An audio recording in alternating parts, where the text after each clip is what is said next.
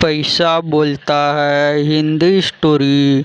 एक फकीर बाबा और एक चूहे की प्रेरणादायक हिंदी कहानी। पैसा बोलता है। यह कहावत कई सदी से चली आ रही है। इसका अर्थ बहुत कम लोग ही जानते हैं, मगर एक चूहे ने इस कहावत की सही अर्थ को साकार कर दिया। किसी नगर में एक फकीर रहते थे।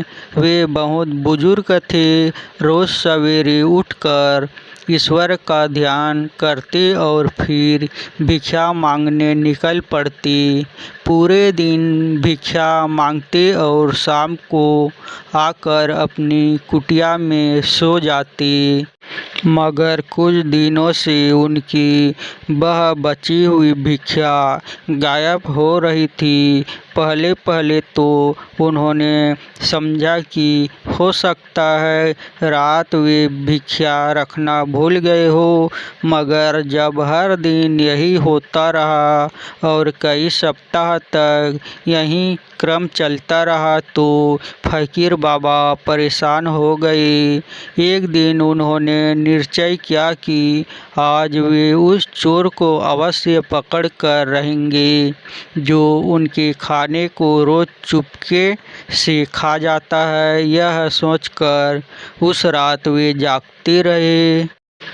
रात के करीब दूसरे प्रहर में उन्होंने कुटिया में किसी की आहट सुनी। आहट होते ही वे सतर्क हो गए। उन्होंने चिराग जलाया। पूरी कुटिया में कोई न था। उन्होंने खाने वाली बूटी की ओर देखा तो हैरान रह गए। उन्होंने देखा कि एक चूहा छलांग मारकर खाने के थैले में जा चढ़ा और खाना खाने में व्यस्त हो गया। यह देखकर फकीर बाबा का रोम रोम क्रोधान्वित से तप उठा। उन्होंने लाठी उठाई और चूहे को मारने को दौड़ी, मगर चूहा अत्यधिक चालाक था। वह फुर्ती से थैले से निकला और बिल में घुस गया। फकीर बाबा अपना सा मुँह लेकर वापस लेटकर सो गए। अब तो रोज का यही किस्सा हो गया। फकीर बाबा रोज लाठी लेकर चूहे को मारने दौड़ते, मगर असफल ही वापस लौट आते। उन्होंने बूटी भी ऊंची की, मगर कोई फायदा नहीं हुआ। तब एक दिन फकीर बाबा ने एक युक्ति भिड़ाई।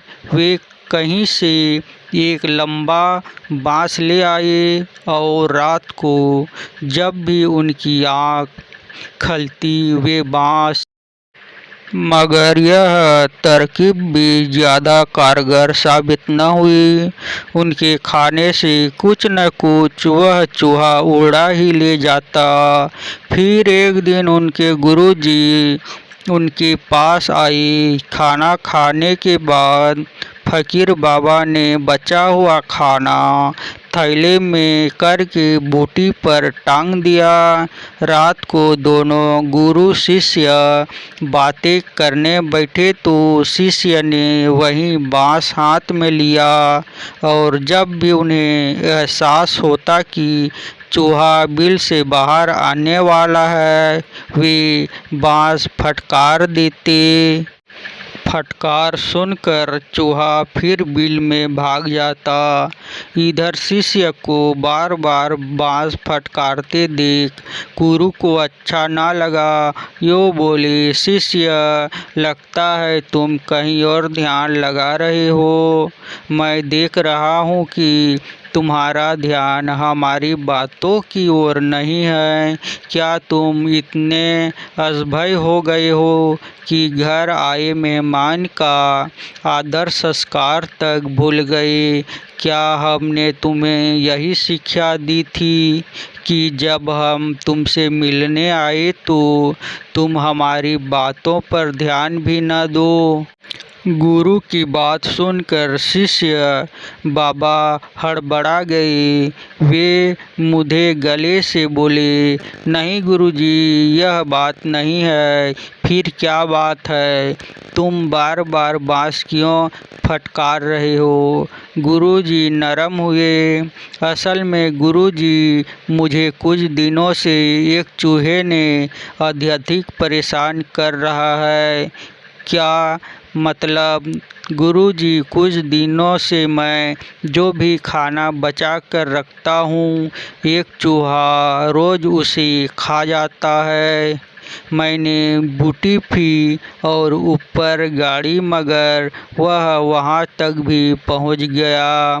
आखिर मैं थक हार कर मैंने यही उपाय निकाला। अब जब भी मुझे लगता है कि वह चूहा बाहर निकलने वाला है, तो मैं बाँस फटकार में देता हूँ। फकीर बाबा ने गुरुजी को सब कुछ विस्तार से बता दिया। सारी बात सुनने के बाद गुरुजी कुछ सोचने लगे। फिर बोले, शिष्य, यह चूहा तो बहुत छोटा है और थैला छत के साथ बहुत ऊंचा लटक रहा है। फिर भी चूहा इतनी ऊंचाई तक कैसे पहुंच जाता है? साधारण चूहे तो इससे आधा भी नहीं उछल सकते। जरूर इस चूहे में कोई विशेष बात है। जी गुरुजी, आप ठीक कहते हैं। मैं भी बहुत दिनों से सोच रहा हूँ कि यह चूहा इतनी ऊंची छलांग कैसे लगा लेता है, किंतु मेरी समझ में कोई बात नहीं आई। आप ही कोई उपाय बताएं। फकीर बाबा ने गुरुजी से प्रार्थना की। गुरुजी कुछ सोचकर बोले, शिष्य, तुम इसका बिल खोद कर देखो, क्योंकि ज़्यादा उछल कूद वही करता है जिसका शरीर धन की गर्मी पाया हुआ हो। ठीक है गुरुजी, फकीर बाबा ने कहा और बिल को खोदने लगे। बिल खोदने पर बाबा ने देखा कि चूहे के बिल में एक और रोटी के टुकड़े, एक और गेहूं व मिठाई का ढेर रखा है। यह देखकर फकीर बाबा विस्मित हो उठा। उन्होंने वह सब गुरुजी को दिखाया। गुरुजी बोले, शिष्य, देखा, जैसा मैंने कहा था वैसा ही निकला ना? उस तुच्छ चूहे की ऊंची छलांग का राज इस धन की गरिमा थी। चूहे के लिए यह रोटी के टुकड़े और अनाज की धन के बराबर है। अब तुम ऐसा करो कि इस धन को यहाँ से निकाल लो, फिर कल देखना। बाबा ने ऐसा ही किया और फिर अगले दिन दोनों गुरु शिष्य खाना खाकर बातें करने बैठे। बाबा ने बचा हुआ खाना बूटी पर टांग दिया। आज उन्होंने गुरु जी के कहने पर बूटी नीची करके गाड़ दी थी।